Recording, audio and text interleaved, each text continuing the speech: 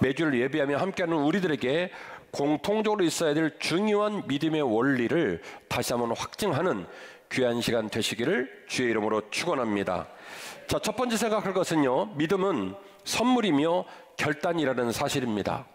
사람이 신이신 하나님을 섬기는 일은 애시당초 어려운 일입니다. 볼 수 없고 만질 수 없고 들을 수 없고, 그리고 우리는 일상의 오감을 통해 소통하지만 하나님은 오감으로 소통하는 분이 아니라 영으로 소통하는 분이시기 때문에 하나님을 섬기는 일이 쉽다 어렵다, 원래 어려워요. 그런데 어떤 목사님들은 쉽다고 가르치고 어떤 부흥 강사들은 자기와 함께하면 그게 쉽다고 말을 하다 보니 성도들의 신앙생활이 오르락내리락 이리로 저리로 갈팡질팡 방황하는 경우가 많더라는 것이죠. 저는 여러분에게 말합니다. 인간이 하나님을 섬기는 일은 애시당초 쉬운 일이 아닙니다. 우리가 어렵다는 말을 고지를 받고 그 어려운 하나님을 섬기기로 마음을 작정하면 천리길도 한 걸음부터이기 때문에 제대로 방향을 정하고 제대로 순서를 밟아나가면 반드시 하나님을 더 깊이 만나게 될 줄 믿습니다. 어렵다는 사실을 알면 긴장을 하죠. 어렵다는 사실을 하면 숨도 아주 깊이 쉬고 집중할 수 있는 용기를 갖게 됩니다. 왜요? 쉬우니까요? 어려우니까요? 어려우니까요. 하나님 어렵게 생각하셔야 돼요. 어려운 줄 알아야 그 어려운 분을 진짜 제대로 만나게 된다는 말입니다.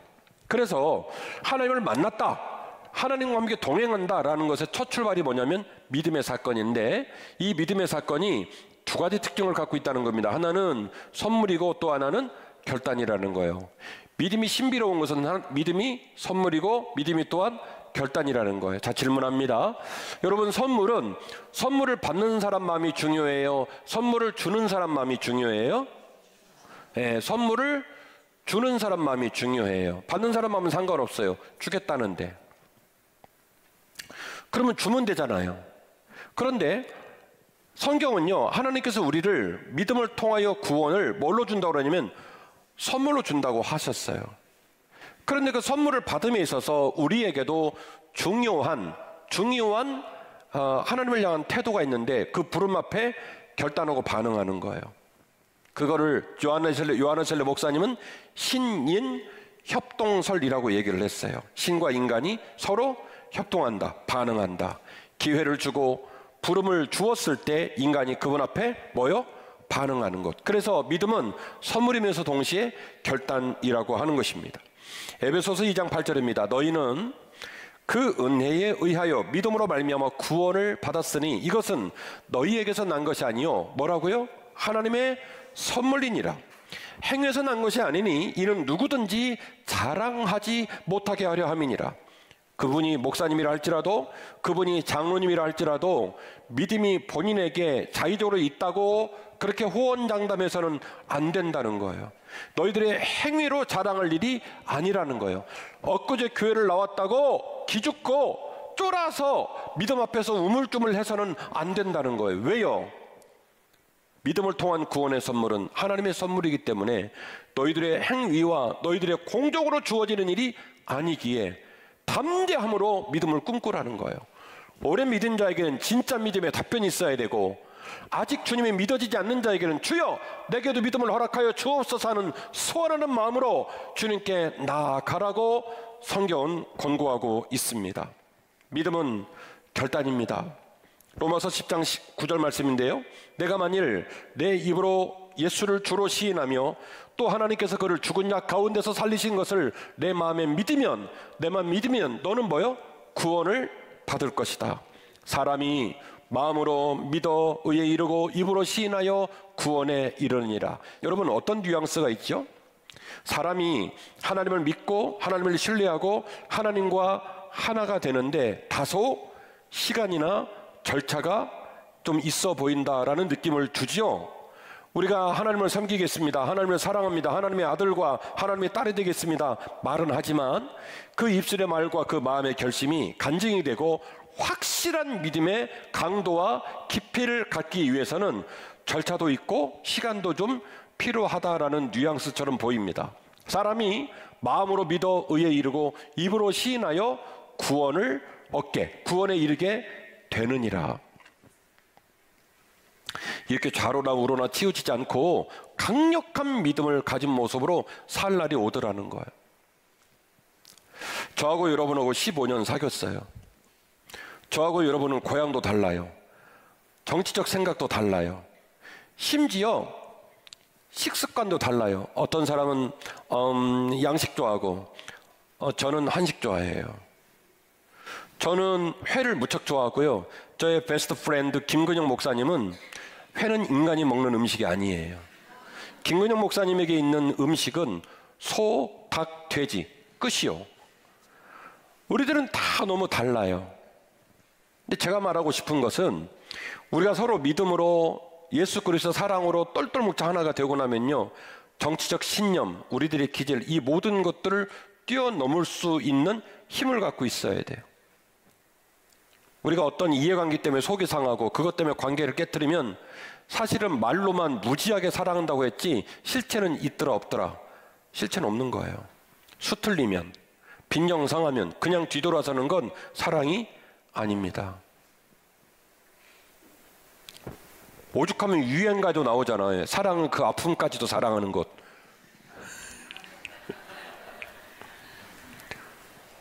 사랑이 위대한 것은 그 사람과 나하고 때로는 잘 안 맞고 이해가 안 되더라도 그 사람을 끌어안고 끙끙 울을 수 있으니 사랑이 위대한 거죠.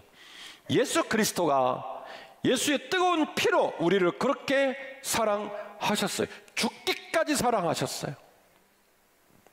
우리도 그분을 사랑하고 그분께 나서면 언젠가 주님은 나의 구주시요 주님은 나의 예수이십니다라고 고백하고 믿음의 설날이 올 거예요. 그 마음을 품고 믿음으로 사셔야 합니다.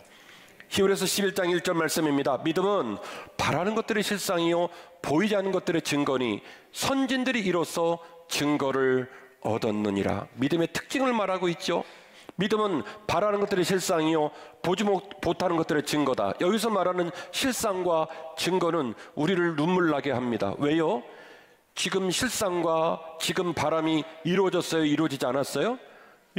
이루어지지 않았어요. 지금 증거를 손에 줬습니까? 손에 아무것도 없습니다. 커버넌트, 하나님의 언약. 내가 너희에게 내 아들 예수 그리스도를 보냈다. 그가 너희를 구원하기 위하여 몸에 채찍을 받았고 그리고 온몸에 피를 썼고 죽기까지 순종하여 너희를 살렸다. 내가 너를 품에 품고 끝까지 책임질 것이다 라고 하나님께서 언약, 약속을 주신 거예요. 당장에 아무것도 없지만 그러나 네가 그 사실을 믿고 네가 그 사실을 따르고 나와 함께 한다면 내가 반드시 너에게 아름다운 구원을 선물로 줄 것이며 너를 복주실 거다라고 하나님이 약속을 하셨어요. 히브리서 11장은 그래서 이 믿음의 원리를 1절에서 얘기하고 이 원리를 따라 살았던 18명 정도의 사람의 명단을 쭉 기록을 하고 있습니다. 묘한 얘기예요. 히브리서 11장에 나오는 믿음의 사람들 명단, 그분들은 믿음이 바라는 것들의 실상이요 보지 못하는 것들의 증거라는 얘기들을 미래에 이루어질 사건으로 받아들였지만 이 11장을 역사의 후대가인 우리 입장에서는 미래로 받아들여요? 과거로 받아들여요? 과거로 받아들여서 증거가 다 남은 거예요. 왜? 그때는 미래였고 그때는 이루어지지 않았던 그들의 믿음의 삶을 받아들였던 믿음의 선배님들 18명이 넘는 분들의 마지막이 어떤 모습이었는지를 우리는 지금은 다 알기 때문에, 그래서 11장은 이야기하기를 너희들의 믿음이 언젠가 이루어지는 그 놀라운 구원의 완성을 바라보며 하나님을 신뢰하고 믿음으로 뚜벅뚜벅 나아가는 것, 그래서 바라는 것들의 실상이요 보지 못하는 것들의 증거이기 때문이라고 말을 하고 있는 거예요. 11장 6절, 믿음이 없이는 하나님을 기쁘시게 하지 못하나니 하나님께 나가는 자는 반드시 그가 계신 것과 그가 자기를 찾는 자들에게 상 주시는 이심을 믿어야 할지냐. 히브리 기자는 11장 1절의 원리를 말하고 18명의 명단들을 쭉 말하면서 믿음의 원리를 또다시 강조하고 있습니다. 하나님께 나아가는 자는 반드시 그가 계신 것과 그를 찾는 자들에게 하나님께서 상 주시는 이심을 반드시 믿어야 할지니라. 자, 보십시오. 방금 제가 여러분에게 얘기한 에베소서 2장 8절, 로마서 10장, 히브리서 11장, 이 모든 말씀이 주는 뉘앙스가 있습니다.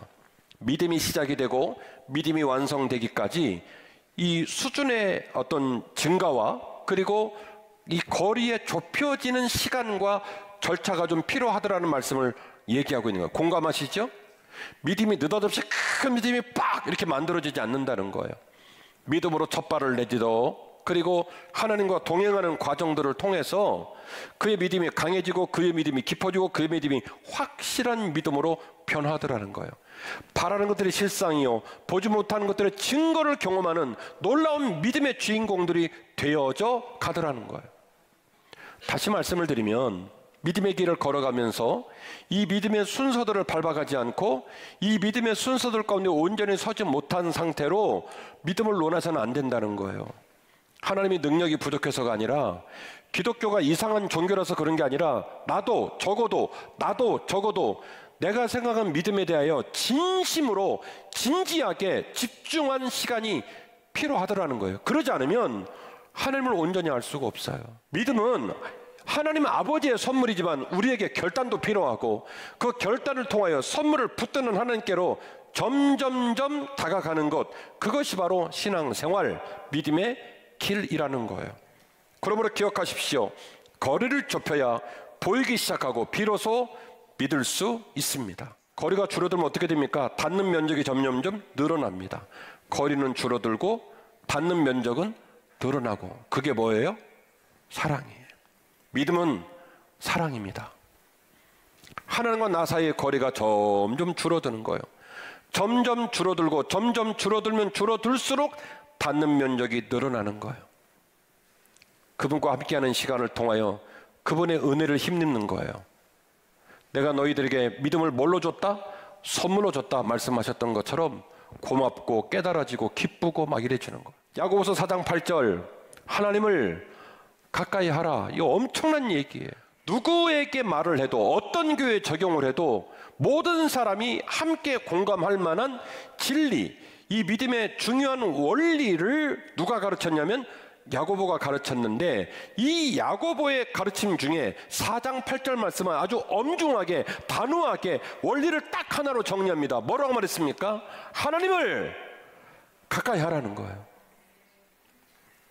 안디옥 교회, 에베소 교회, 고린도 교회, 빌립보 교회, 골로새 교회 할 거 없이, 애굽에 내려가 있는 디아스포라 유대인 키프로스 섬 할 거 없이, 그레데 섬 할 거 없이, 어디에 있던 누가 됐던 모든 사람이 동일하게 취해야 될 믿음의 스탠스, 방향성이 하나 있는데 하나님을 가까이 하라는 거예요. 그리하면 너희를 그가 가까이 하시리라. 죄인들아 손을 깨끗이 하라.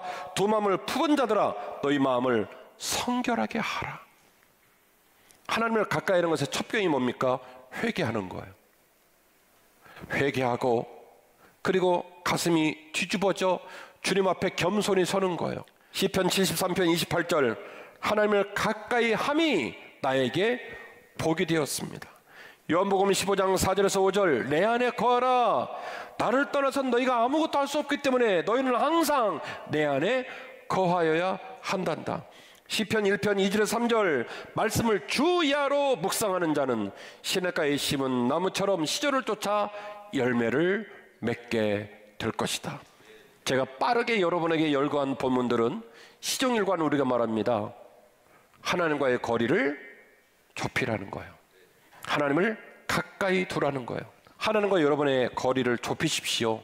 하나님과의 여러분의 닿는 면적을 넓혀야 됩니다. 그래야 은혜의 사람이 되고, 그래야 없던 믿음이 생기고, 그래야 믿음으로 살 수 있습니다라고 계속 말씀을 드리는 거예요.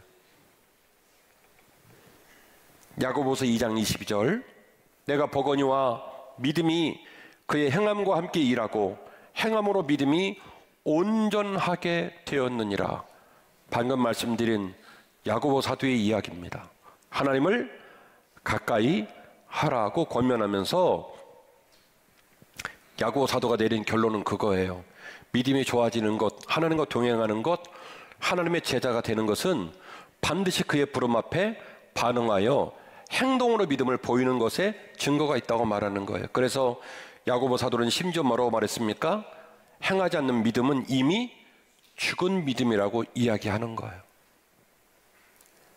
야고보 사도는 말합니다. 내가 오랜 세월 동안 많은 교회, 많은 성도를 보았거니와 그들의 믿음을 보았거니와 믿음이 그의 행함과 함께 일하고 행함으로 믿음이 온전하게 되더라. 역시 야고보 사도도 믿음이 변화의 국면이 있다는 사실을 이야기하는 거예요. 작은 믿음에서 큰 믿음으로, 뜨겁지 아니한 믿음에서 점점 뜨거운 믿음으로의 믿음의 변화의 추이가 관측이 되더라는 거예요. 그래서 야고보 사도는 말합니다. 하나님을 가까이 두셔야 합니다. 그분께서 우리를 부르시고 우리에게 기회를 줄 때마다 그 부름 앞에 반응하셔야 합니다.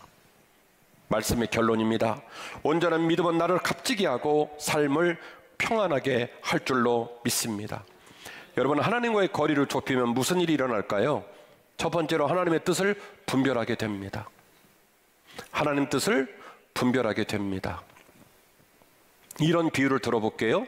주무시려고 불을 다 껐는데 손에 들고 있던 뭘 떨어뜨렸어요. 아니면 방에서 소리가 나요. 그러면 일어나서 불 켜기가 귀찮으니까 휴대폰 불을 켜잖아요. 그리고 이렇게 보면 잘 보여요? 잘 안 보여요? 잘 안 보이죠? 그래서 꼼지락꼼지락 하면서 휴대폰을 여기다 댔다가 저기다 댔는데 안 보이면 성질이 나가지고 벌떡 일어나서 방불을 다 켜죠.